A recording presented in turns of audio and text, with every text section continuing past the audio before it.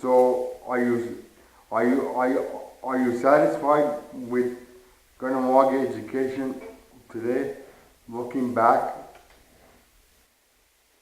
Oh, definitely. I mean, we could change the entire, I guess, education system by integrating students with special needs. Now, not all students with special needs, especially those which would be categorized as severe special needs. In some cases, parents didn't feel that we had the programs and the staff to be able to manage them. And parents sometimes decided that the best place for their child would be in a place like Mackay Center and other institutions that provided support programs for them. But we did as much as we can to try to make sure that they were in programs that were not any different from other children in the classrooms and in the schools. And I imagine way back then, setting all this up, all the buildings weren't designed for wheelchairs and everything, so you had a lot of work to do in that area too. Yes. At Kahnawake, for example, which is a 3-level building, we had to install an elevator. In fact, when Garinuha School was rebuilt, it used to be a 1-level building. When the building was rebuilt, it was a 2-story building, and of course we put elevators in that building too. So we've provided for all types of accommodation for children, no matter what their needs were. I know for myself, and I'm just gonna share something personal with my audience. When I had the opportunity to go to school, because of all the physical therapy that I needed, I didn't have the opportunity to go to my community school, and that's one thing that I missed out on. Mm-hmm. So, there's some drawbacks, but it's not it's not the fault of the Kahnawake education system. It's just because I needed too much physical therapy and occupational therapy, and it was easier for me to go to school in Montreal where I could receive that on a daily basis. Mm-hmm. And we provided the transportation for it. Yes. Yep. So, was the community open and involved with the integration? Well, from my experience, I never found any parent who was felt that their child's education was compromised by having students in the school that had a variety of handicaps and needs and special accommodations such as your needs. Yeah. No one ever really said anything to me, or I never heard any parents complaining about the fact that maybe their children's education was being compromised by including children with a whole range of special needs. Yeah, and sometimes when you have that, it's rewarding mm-hmm. for that. So, are you satisfied with the way Kahnawake education is today? Now that you've stepped away and are looking from the outside? Yes, education in Kahnawake is very unique because we offer trilingual education. So, and you won't find that in any other kind of school setting where English, Mohawk, and French were part of the core curriculum. In terms of providing support for students who were having difficulties, children with special needs, we hired teachers who were qualified, and we had a coordinator who was highly qualified, had previous experience with other special schools, and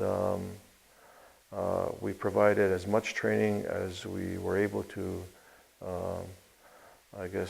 negotiate with McGill to provide special education support.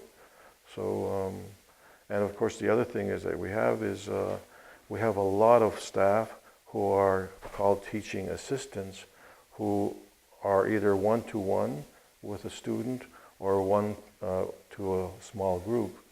So I would say that comparing Kahnawake programs and services in relationship to special needs were probably much further advanced than any public or private school in the Montreal area.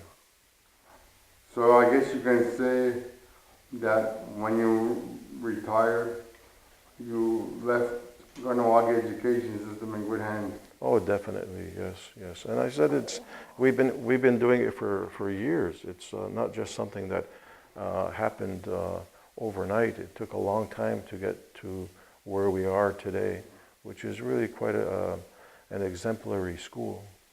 Yeah, I guess other Native communities can look to Kahnawake as the model, see what was done to get there.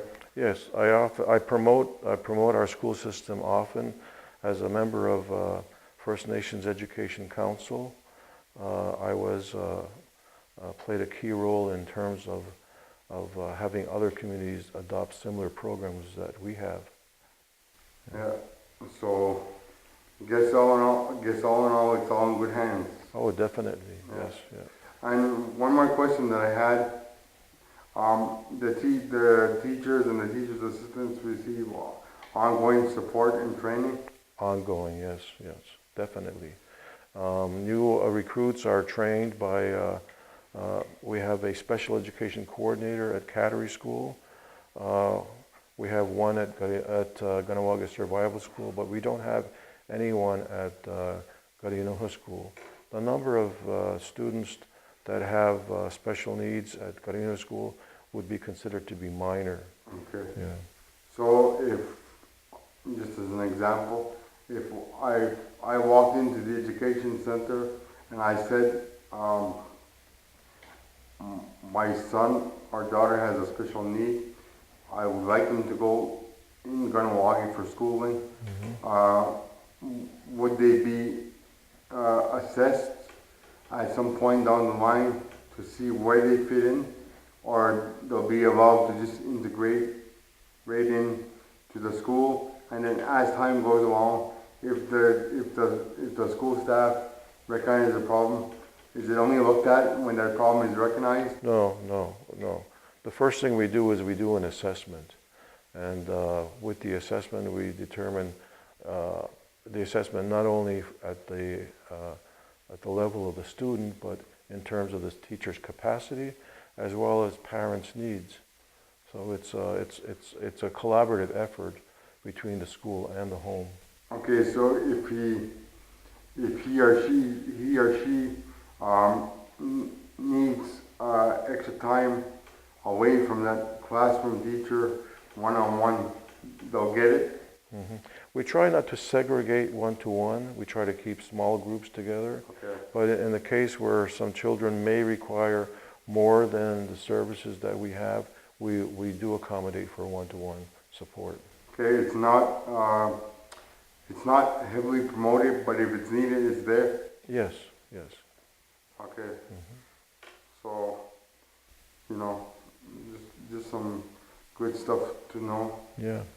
Is there anything else you wanted to add? Anything we might have forgotten? No, I think that your advocacy for special education has been an important component to what we've been doing, and we've been kind of communicating with each other for years when you were at Mackay, and Yeah. Well, thank you very much for coming on to Walk in My World and explaining about how it was way back then. I always knew that Kahnawake was a leader in special education, among other things. It's nice to know that for people that have special needs children, or that are going to have, maybe they'll end up with them in the future. It's nice to know that we have a good service to help take care of that. Thank you very much for appearing on Walk in My World. thank you for inviting me, Michael.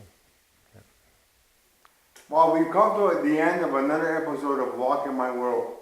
If you have any comments or questions, you can email me at walkinmyworld@yahoo.ca. Ona. More than 14% of all Canadians have a disability. For Aboriginal First Nation Canadians, there are 33% of people living with disabilities. People living with disabilities are subject to exclusion, poverty, and isolation. There are higher rates of depression, suicide, violence, and abuse for people with disabilities. We know that for Aboriginal Canadians with disabilities, all these rates and percentages are even higher. Statistics according to Independent Living Canada